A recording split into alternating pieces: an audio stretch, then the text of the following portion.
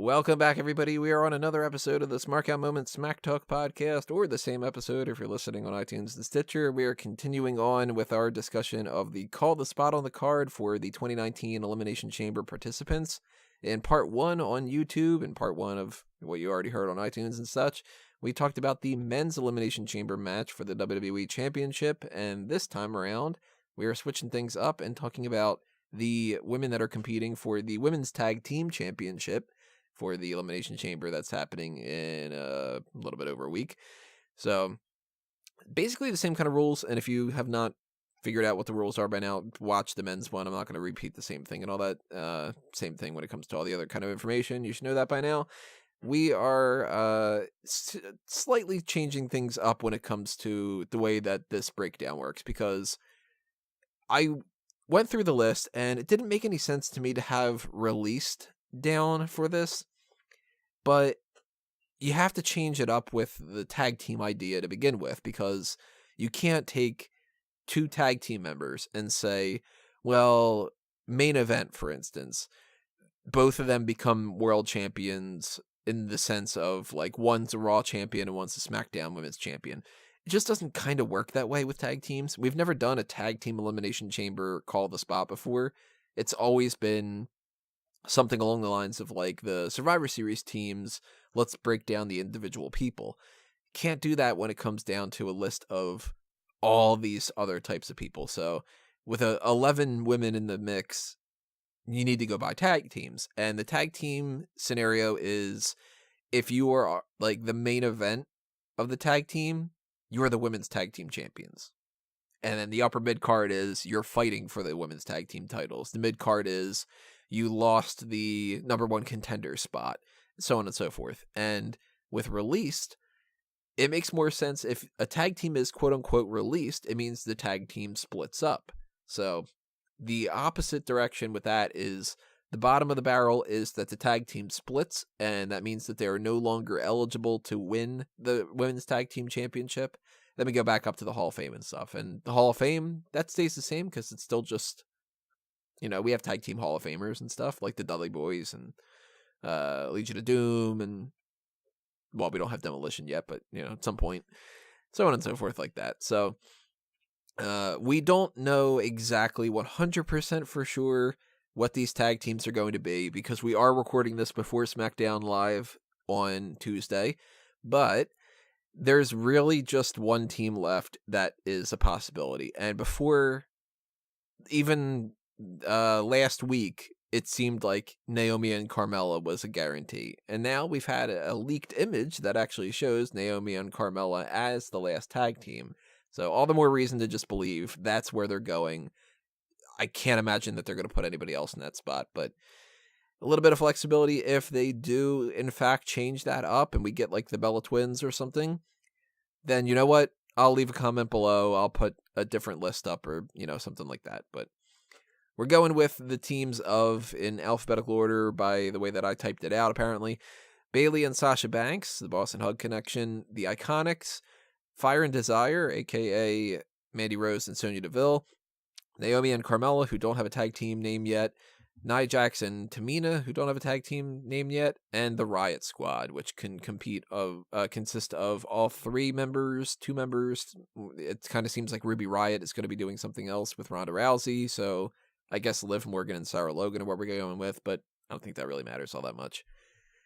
So we're going to go around the horn here, and we're going to start at the bottom with the splitting the team. And kind of to piggyback off of what I just said, I picked the Riott Squad. Who do you guys have? I have Mandy and Sonya. Carmella and Naomi. All right, I'm starting off completely different here. Curious about the Naomi and Carmella. Is it just because you don't think that they're a good enough, like, idea for a team, and it's just don't even bother?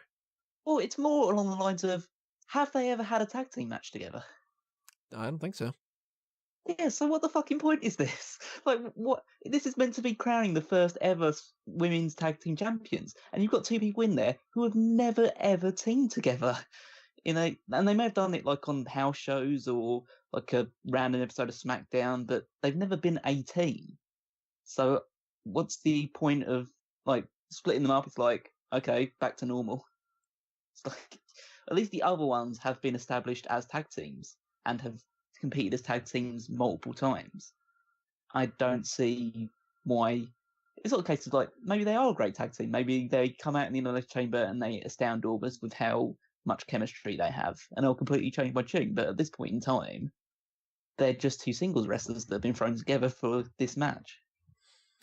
See, I took it in a different direction. I took that as there's a little bit of potential for something there, and I'd like to potentially see where they can go. So I bumped them up a little bit better. But with the Riott Squad, I've never liked the Riott Squad, and they've had more than enough time to prove that they can work together. To me, Liv Morgan and Sarah Logan and Ruby Riott are not three people that should be teaming up in any capacity. I hate the idea that, like, when they run to the ring and they just kind of like hit the apron, like, is that supposed to be intimidating? Is that supposed to make you feel like they are rebellious or something? Like, that's really lame. And their backstage segments are awful, and they might be really close now that they've been teaming together for so long and all that. And it's great when you can have them in your wedding party and all that. But I want Ruby Riott to be on her own. Like, she should be the Riott person. Liv Morgan should be whatever her old NXT gimmick was. Sarah Logan should be some Viking or whatever. And that team should just stop existing. There should never have been a Riott Squad. Well, I almost put the Riott Squad in this spot, as well as Naomi and Carmella, because with Naomi and Carmella, it was a little more straightforward. They're not a team. And with Riott Squad, I thought maybe they can do better on their own. But ultimately, I decided to go with Mandy and Sonya because I think on their own, they could potentially be worked up to the main event level. The rest of these teams likely won't. Except for one, obviously. But with Mandy and Sonya, I think Mandy Rose will be SmackDown Women's Champion by SummerSlam. And I think Sonya Deville has improved tremendously and could be in the Women's Championship picture. But in order to get there, they need to be away from the tag teams. So that's why I chose to split them up. To be perfectly honest, the two main reasons I didn't split them up is because I really like the name Fire and Desire, and because I kind of don't have a lot of faith that they would push Sonya right now. Which one's Fire and which one's Desire? Sonya's the Fire. Sonya's the Fire and Mandy's the Desire. Yeah. Right. Yeah. Do you not desire her? Does she not? Well, it's just that Sonya shows more desire, and Mandy's Titantron is more fire-ish. So, I guess it works in the name. I had no idea that was their tag team, though. That's because they put it out there, but in WWE, it took them like 4 months before they referred to the bar as the bar. Otis Dozovic and Tucker Knight, which apparently are just Otis and Tucker now, which is fucking annoying. I knew I called that ahead of time. I knew that they were going to do that.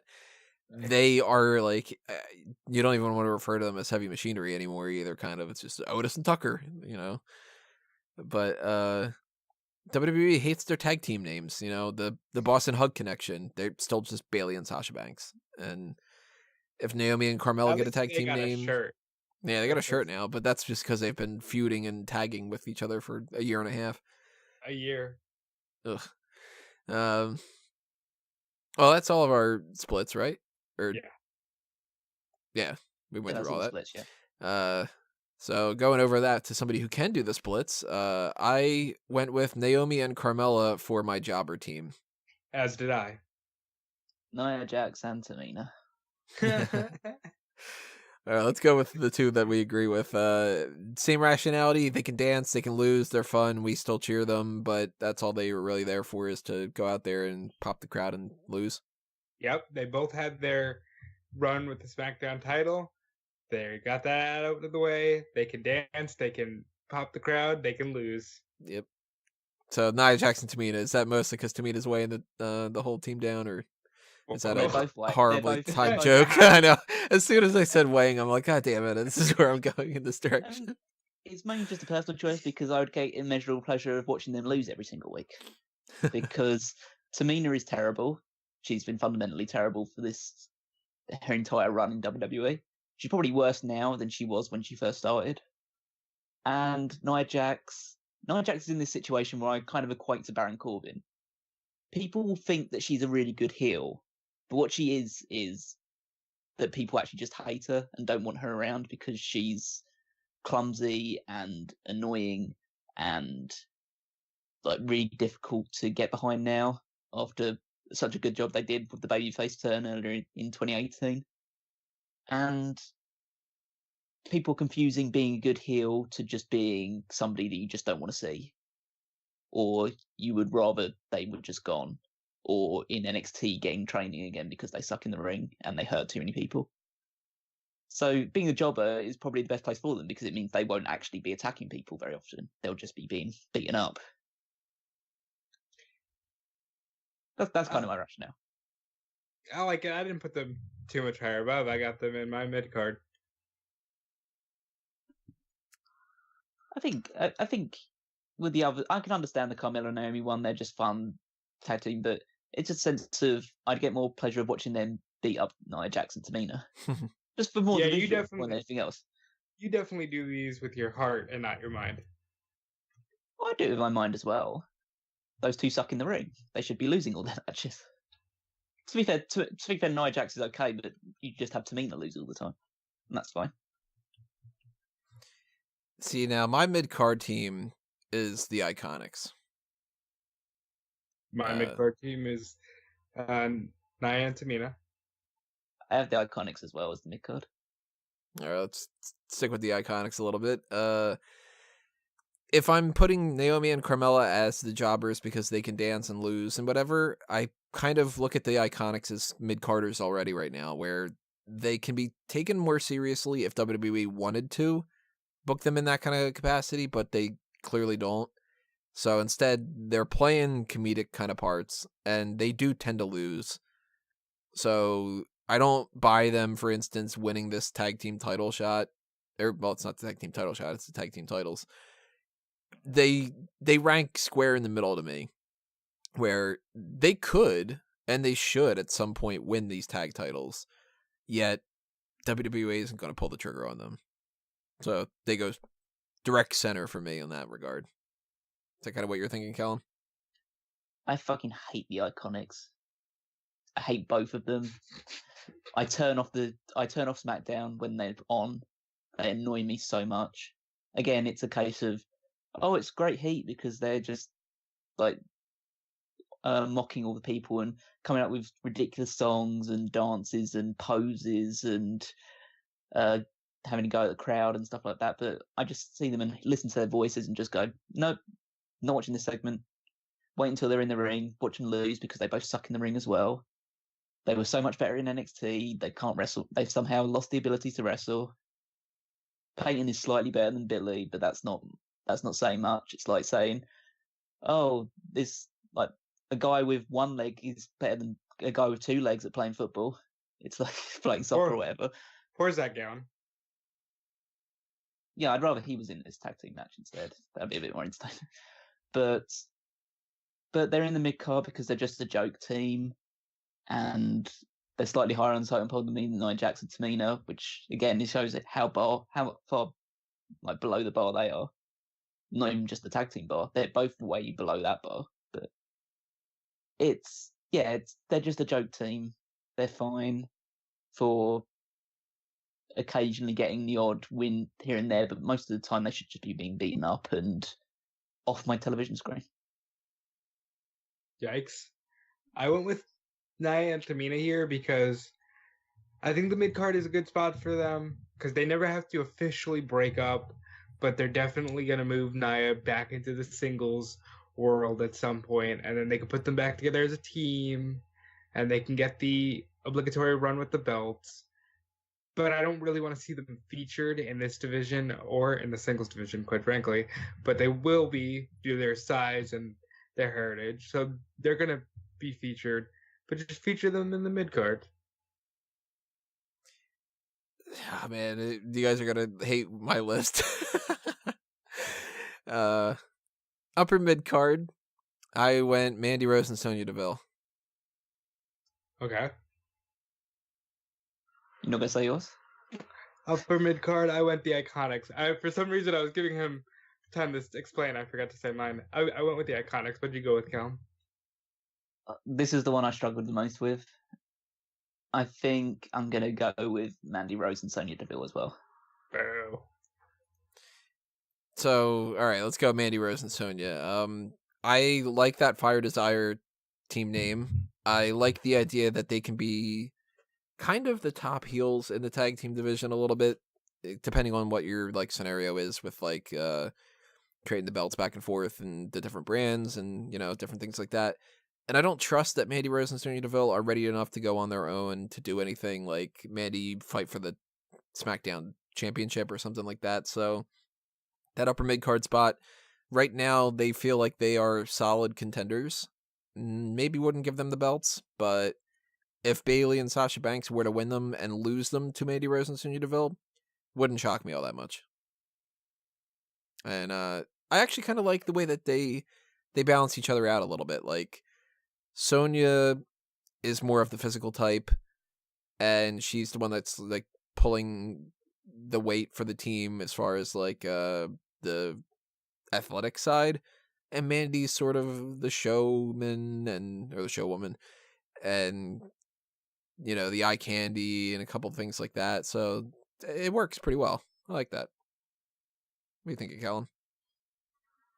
I like you said, I like the fact that they're pretty, I wouldn't say diametrically opposite, but they both have different characteristics which lend themselves to different aspects of the matches. Mandy Rose is more of a mic worker, more of the glitz and the glamour, and Sonya Deville is more of the hard-nosed fighter who can take the majority of the match, do most of the beating, and Mandy Rose can be a bit more heelish and a bit more just trying to cheat to win.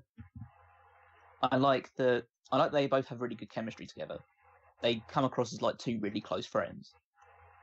I like the history they have because they both came through the same Tough Enough group. So they have legitimacy as a tag team. It doesn't feel like they were thrown together. Like in the same way that like Carmella or Naomi, and you may look at some other tag teams in the past and stuff like that. They feel like they were organically brought up together. And even though they're very different people, they come across as best friends. And I like that aspect of them. They feel like a team, which is very good. And I think they both have very good plus points in the ring as well. Mandy's actually pretty good. Like you'd assume that because of her gimmick and the way that she's presented, that she wouldn't actually be that good in the ring. But she's a lot better than I think some people give her credit for. Sonya's has impressed me immensely in recent months. I thought when she came up from NXT, it was too soon, and she'd flounder quite quickly. But she's one of the people that has taken a step up since coming from NXT. She comes across as a more legitimate competitor in my eyes. So, yeah, I think the upper mid-card is a good position for them to be in right now. I went with the IIconics because they're going to be tag team champions at some point. And yes, they were a lot better in NXT. The impressions gimmick is obnoxious, but they're good. They're going to be good in this division and probably one of the focal points. And I still have faith in them. So, stupid, naive me. But yeah, that's why I put them in the upper mid card. So here's where the contention comes in because my main eventers are Nia Jax and Tamina. Ah. I know. Well, I mean, your one's gonna make me feel. My one's gonna make you feel sick because mine's the Riott Squad. Yeah. How do you like that? It's the Riott Squad. Huh? Yeah. Ugh. All right. Well, we got totally different opinions about these things here. You both have Riott Squad. Yeah. All right. So then that means all of us have Bayley and Sasha Banks as Hall of Famers, which. Of course. I mean, what's obvious. The point of even choosing that one? Yeah, I mean, we could just actually skip right to that. They're two of the 4 horsewomen. They're champions. Enough said, right? Like, just. Yeah, I mean, they're Hall of Famers already. So yeah, they're two of the biggest like female stars to ever come through NXT, and they're both former actual women's champions. And they're either going to win the belts in this Elimination Chamber, or they're going to lose it and win him at WrestleMania instead. Something like that. Yeah, it's just a foregone conclusion. But the main event spot, here's where we get tricky because I I don't like Nia Jax and Tamina, and I don't want to see them be the focal point of that kind of thing. But they are the two biggest women on the roster. And I would rather see Nia Jax and Tamina be the two biggest women in the tag team division and kind of get a run as the dominant people there than to see them continue to slot Nia Jax in on the singles side of things. And at the same time, there's still a spot above them, so you don't have to go with Nia Jax and Tamina are the champions constantly or anything like that. You know, if Bayley and Sasha Banks are going in as the Hall of Famers, they could be the champions, and the main eventers can be the ones challenging and all that other kind of stuff. Where it could be that Nia Jax and Tamina lose it to Bayley and Sasha Banks, or whatever the case may be. And for at least a short time frame, while Tamina is still hanging around there, it makes sense to me that they're at the top and that they can be toppled. And fuck the Riott Squad. No, Tony, because they are actually a team, and I admittedly, they don't look like they are a unit. They kind of come across as the weird cyberpunk trio in a Super Nintendo game, but I really like their closeness. I believe that they're all genuinely friends, that they all hang out all the time. And honestly, you have the built-in storyline of the Freebird rule, which is a lot of fun. We see it with the New Day, and you can have that in the women's division. And yeah, I think they're a great team, and they will undoubtedly be great for this division. And I don't know, I just will not have Nia and Tamina as the main event. Yeah, I echo a lot of what Rob said. These three are sisters, essentially. They may not have the same appearances. They may not seem like they're the best fit together initially, but you see them and they look out for each other. They support each other. They're all over social media together. They just come across as three very close friends, all wanting to, all living their dream of being in WWE and performing.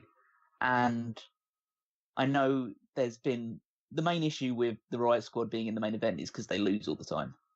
And that's probably the biggest indictment. But you can repackage them. You can give them some intensity. You can give them a few wins under their belts every now and again. I look at all these people and with the assumption that Sasha Banks and Bayley are going to be the first long-term champions. The Riott Squad is the first team that I think that should take the belts off them.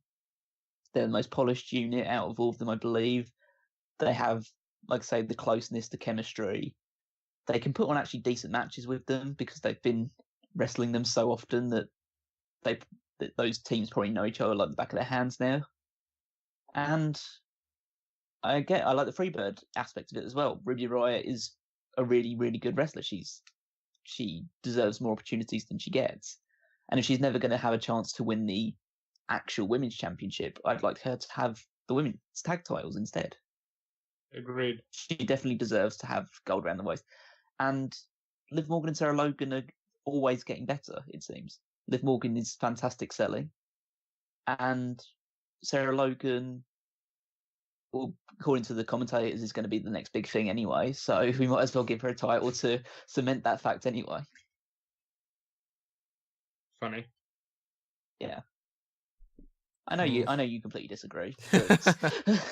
You're trying to give Tony time to, to so-called this in how much love we have for the Riott Squad. Because I think me and Rob, we might be in a huge minority, but I think the Riott Squad are great. I do too. And I don't see it. I think that Ruby Riott has a lot of potential, not when she's cutting promos, though, necessarily. I still just buy more that she's like an actor than that she's actually a character. I feel like Liv Morgan has some potential to be just kind of like a jobber more than anything, and that Sarah Logan has untapped potential. Not on the mic, but like as a performer. And then you put all three together and it's kind of like mixing 3 ingredients to a meal that don't go well together. Like, you don't take chocolate syrup and spaghetti and I don't know what the hell. What would you mix in with that?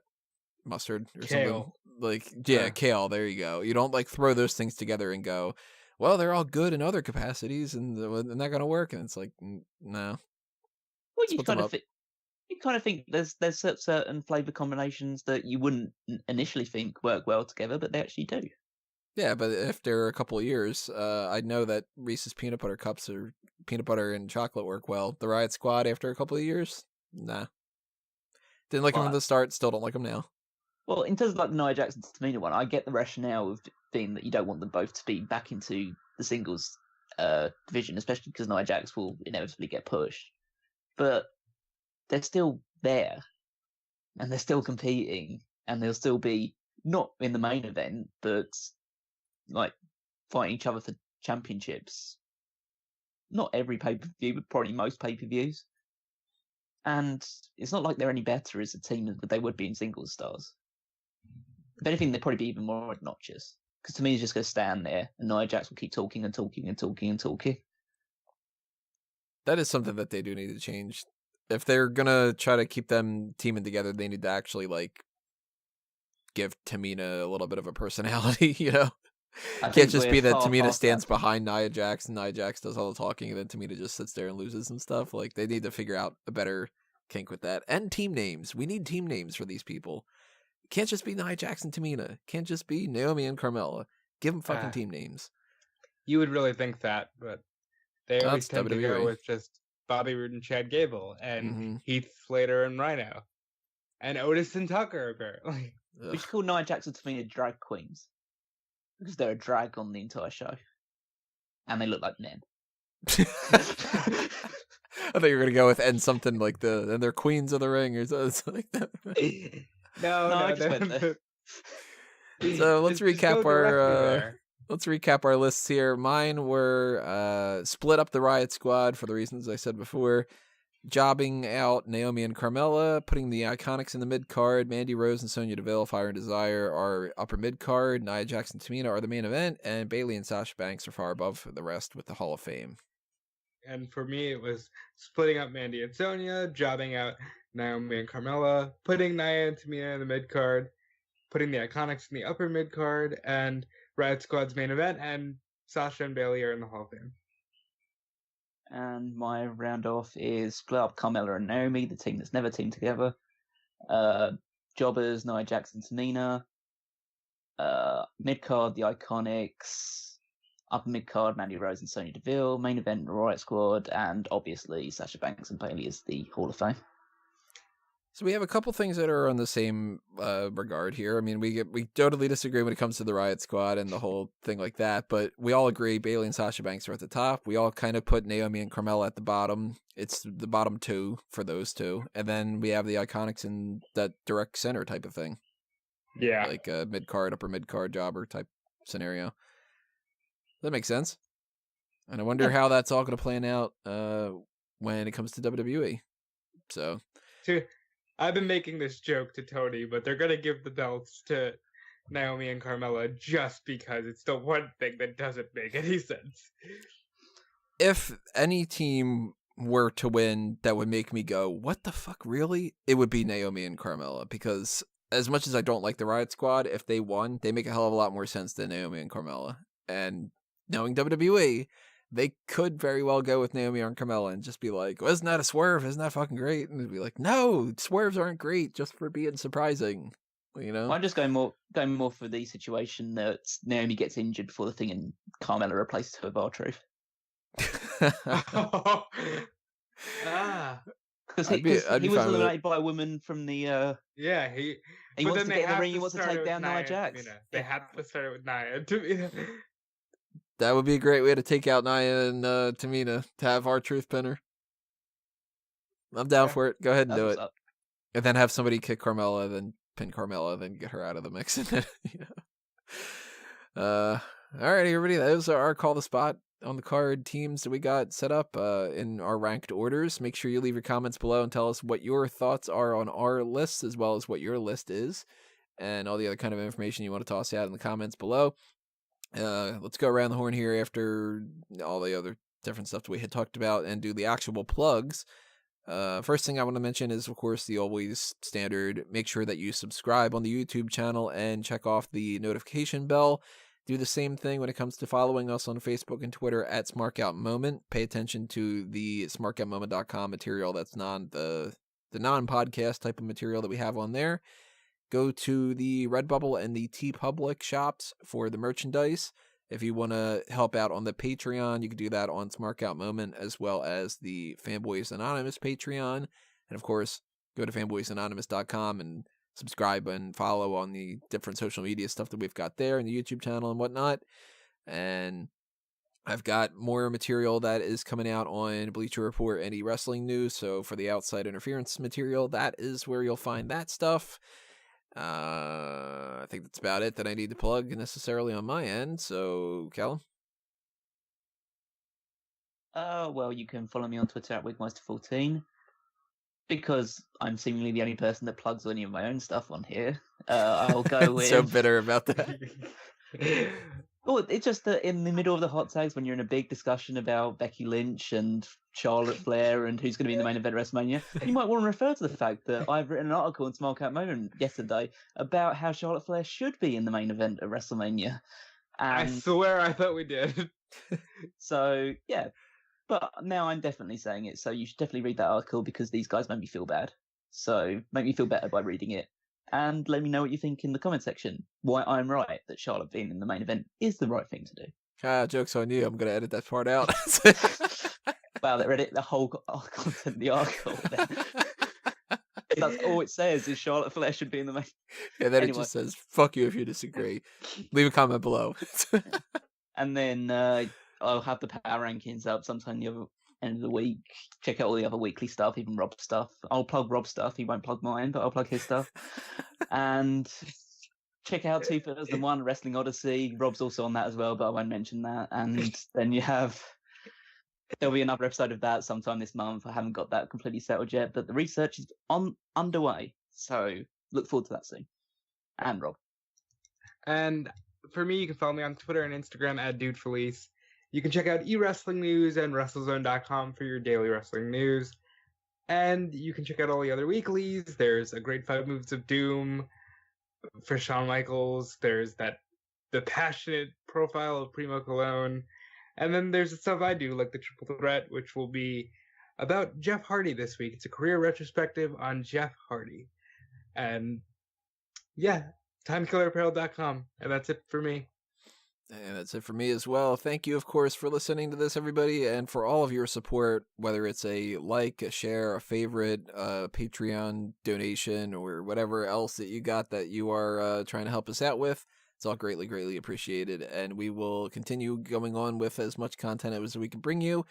When it comes to next week, we've got the hot tags, and kind of going straight into the Elimination Chamber predictions, because we have to, and then, of course, the post-show that follows that. But the week after that, sort of up in the air right now. We could do a Mount Rushmore of tag teams. We could do a preview of the Smark Madness tournament, which is most likely going to be foreign objects, which is very strange tournament to do, but that could be pretty fun to talk about. You know, fuck you, baseball bat is so much better than a steel chair and whatever. There's also the chance that I might watch Fighting with My Family and do some kind of a special thing when it comes to that. But I might do that on Fanboys. I don't really know. I'm kind of like back and forth about that. And I really don't want to fucking see that movie. So there's part of me that just doesn't want to do that. But if you have any suggestions of what you would like to see when it comes to that, leave your comments below and tell us what possibilities you would like to see us put out there. And we will take that into great consideration. And we will see you when we see you. So adios for now, everybody. This has been another Smark Out moment, and we're being counted out.